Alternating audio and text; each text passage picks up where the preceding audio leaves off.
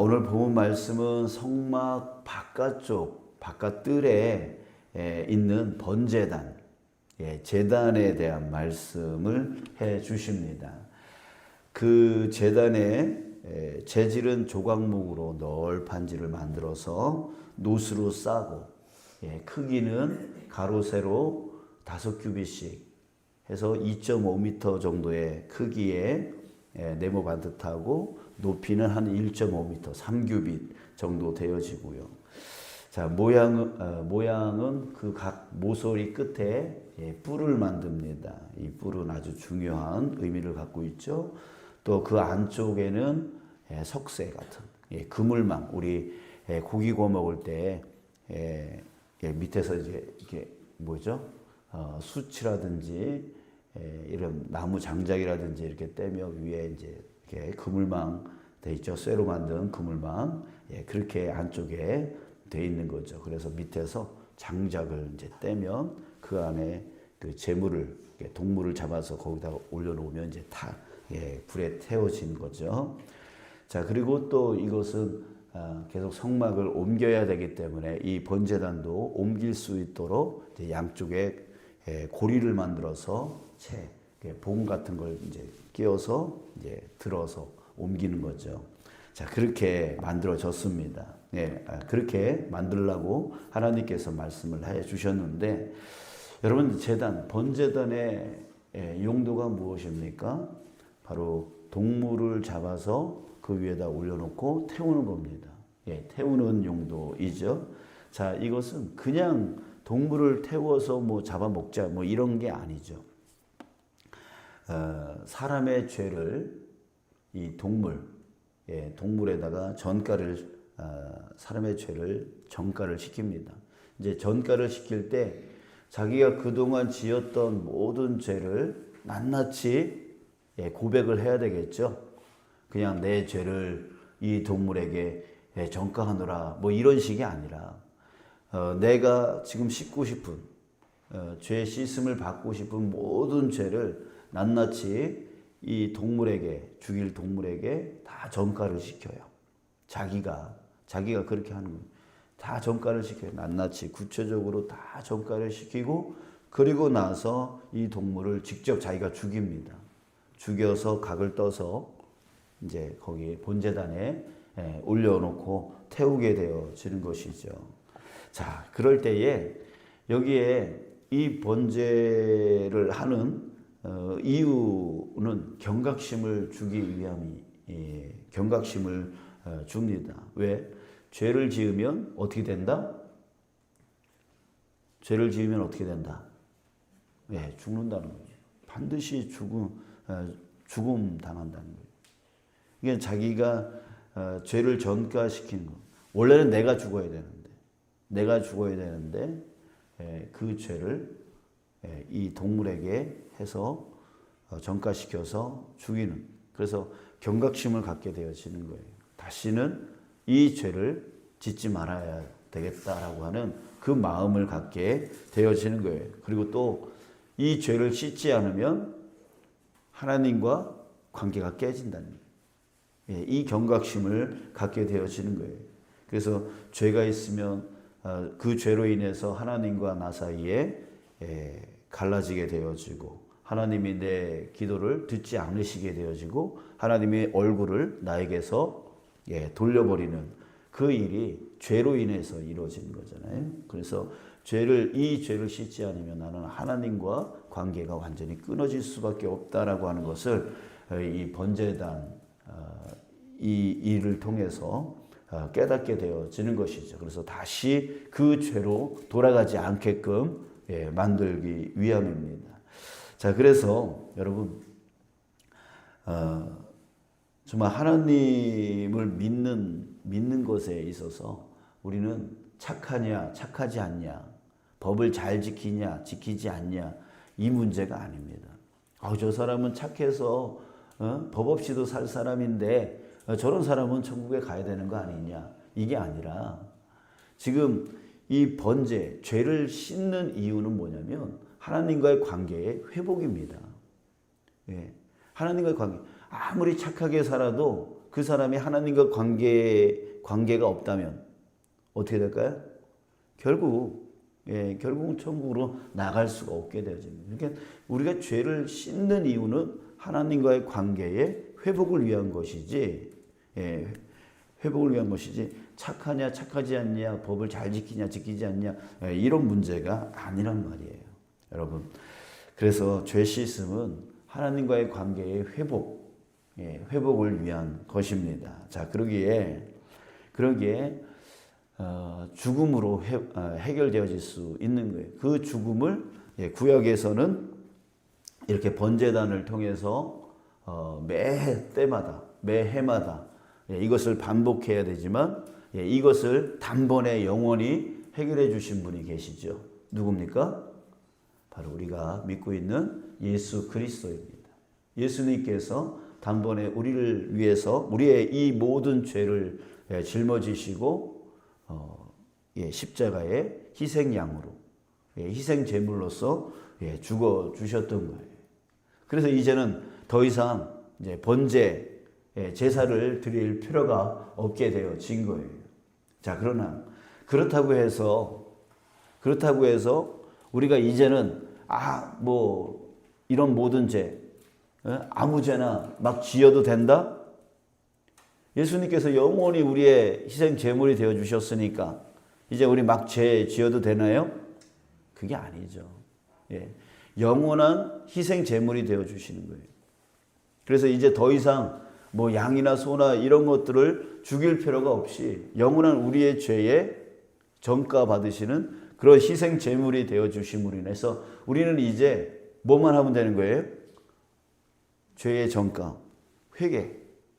나 때문에 예수님이 죽으셨다라고 하는 그 죄에 대한 경각심을 가지면서 끊임없이 나의 희생 제물이 되어 주시는 그 예수 그리스도께 우리는 전가할 때 뭘 하는 거죠? 자신의 죄를 다 낱낱이 고백하는 거잖아요. 그러니까 우리에게 뭐가 있어야 되는 거예요? 회개가 있어야 됩니다. 그 회개는 바로 하나님과의 나와의 관계가 회복되어짐을 말하는 겁니다. 그러니까 바로 제 회개는 회복의 시작이에요. 관계의 회복의 시작이에요. 이 관계의 회복이 얼마나 중요합니까? 그러니까 죄로 인해서 하나님이 나와 사이가 갈라지고 듣지 않으시게 되어지고 얼굴을 돌려버리게 되어지면 우리는 더 이상 아무리 하나님 앞에 간구를 해도 기도를 해도 하나님께서 듣지 않으시겠다는데, 하나님께서 얼굴을 돌려버리시는데, 하나님과 나 사이가 갈라지는데 기도해도 소용이 없는 거죠. 여러분, 우리가 정말 이 문제를 해결하려고 하지 않아요. 그저 간구만 해요. 내 피로만 하나님께 채움받으려고 그래요. 하나님 이거 채워주세요. 저거 채워주세요. 간구만 하려고 한단 말이죠. 이미 하나님과 나 사이에 갈라짐이 있고 하나님은 이미 고개를 돌려버리고 귀를 막아버리고 듣지 않으시겠다고. 뭐 때문에? 죄 때문에. 그런 관계의 깨진 가운데 있는데 하나님 나 이거 도와주세요. 나 이거 채워주세요. 이게 되겠어요? 안 되는 거죠. 관계의 회복이 이루어지지 아니하고는 아무리 기도 간구해도 소용이 없는 거예요. 그러니까 우리에게 회복의 시작, 그 하나님과의 관계의 시작은 곧 내가 복받는 비결이 되어지는 거예요. 관계가 회복되어지지 아니하고는 그 간구가 이루어질 수 없는 것이죠. 내가 아무리 열심히 기도해도 아무리 열심히 간구해도 하나님이 듣지 않으시면 아무런 소용이 없는 거잖아요. 그러니까 여러분, 우리가 간구를 무조건 간구만 할 게 아니라 우리 자신을 돌아봐야 돼요. 하나님 앞에 기도하는 그 자리에 있을 때에 나 자신을 먼저 돌아봐야 돼요. 내가 하나님 앞에 하나님과 나 사이의 관계는 온전한가? 하나님이 내 기도를 들으실 만한가? 나를 향하여 얼굴을 돌리시고 나를 향하고 계시는가? 그거를 먼저 생각을 해야 된다는 거죠. 그래서 나의 부족함, 나의 연약함, 나의 죄, 이런 것들을 먼저 돌아보고 하나님, 내가 이런 죄 가운데 있었습니다. 그런 죄 가운데. 자기가 건강을 하나님 앞에 구하면서 술이나 담배를 그거는 너무 좋아하는 거예요. 그러면서 끊임없이 건강하게 해달라고 한다면 삶이 바뀌지 않고 하나님께 간구만 해요. 이러면은 하나님께서 고쳐주실 수가 없는 거잖아요. 그러니까 아까도 얘기했지만 그 번제에 그 자신의 죄를 전가하고 죽인다는 것은 뭐냐면 죄에 대해서는 반드시 죽음이 따르는 거고 죄를 씻지 아니하면 하나님과의 관계가 회복되어지지 않는다라고 하는 그 경각심을 준다 그랬잖아요. 그런 것처럼 죽음이에요. 죽음은 그 죄로부터 죽는 거예요. 다시는 그 죄로 돌아가지 않겠다라고 하는 결단이 따라야 되는 거죠. 그러니까 결국 하나님 앞에 건강을 구하는데 내 삶에 아직 술과 담배가 따라다닌다? 이 죄와 이것들의 이런 습관들이 죽지 않으면 결국은 하나님께 내가 간구를 해도 결국 소용이 없다라고 하는 것이죠.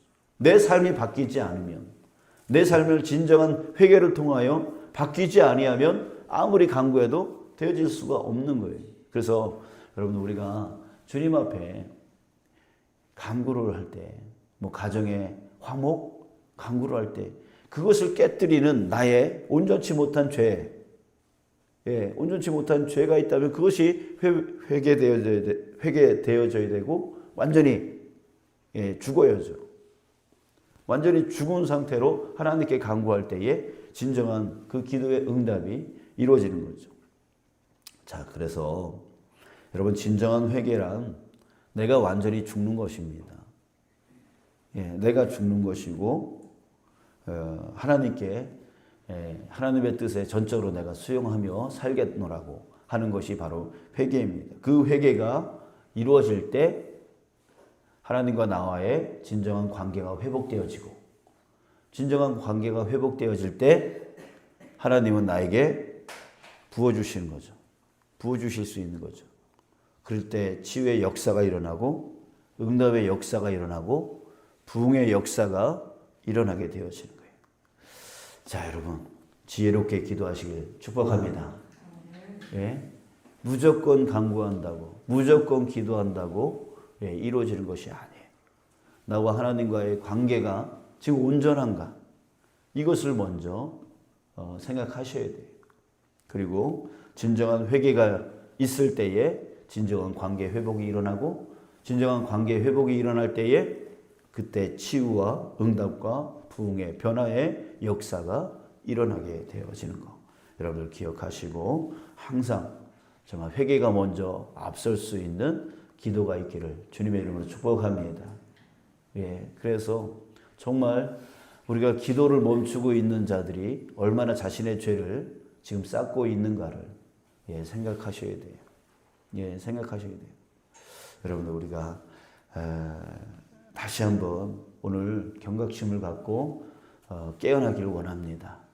깨어나기를 원합니다. 세상 정말 정원수 떠놓고 큰 나무 밑에서 비는 그런 사람들처럼 우리가 기도하지 않기를 원합니다. 우리에게 중요한 것은 바로 하나님, 주님입니다. 주님과의 관계입니다. 그 주님과의 관계가 온전히 회복만 되어진다면 내 삶 가운데 아주 놀라운 일들이 일어나게 되어지는 거예요. 내 기도 때문이 아니라 하나님이 역사해 주시기 때문입니다. 여러분들 기억하시고 우리가 기도를 지혜롭게 해나가시면서 하나님의 복을 많이 받는 저와 여러분들 우리 모두가 되어지기를 주님의 이름으로 축복합니다.